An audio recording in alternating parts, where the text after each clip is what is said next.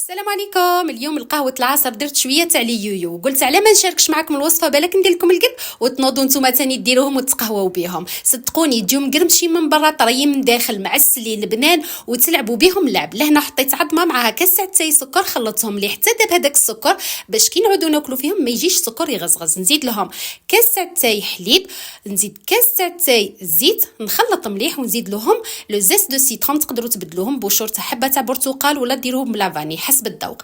رشه تاع ملح نلمهم بالفرينه ونحط نصف كيس خميره كيميائيه حتى نتحصلوا على عجينه تكون متماسكه وطريه في نفس الوقت.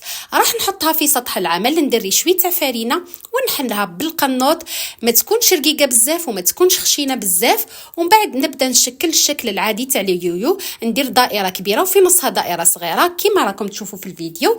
راح نكمل العجينه تاعي كامل وهذوك البقايا اللي يبقاو لي ما تعجنوهمش، دخلوهم فقط في بعضهم بهذا الشكل وخلي لاباط تاعك ترتاح وزيدوا حلوهم حتى تكملوا العجينه كامل. لهنا حطيت الزيت تاعي يسخن.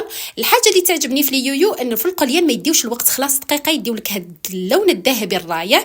وكملتهم في ساعه وشوفوا الكميه اللي جات ما شاء الله. حكمت شويه شحرتهم بالعسل، درت لهم شويه تاع الجلانيه وقدمتهم لهم. صدقوني استمتعوا بهم، خاصه الطعم تاع القارصه داك جا رائع. كانت هذه وصفتي اليوم، نتمنى عجبتكم. ما بقى لي غير نقول لكم نخليكم في وصفه جديده. في امان الله.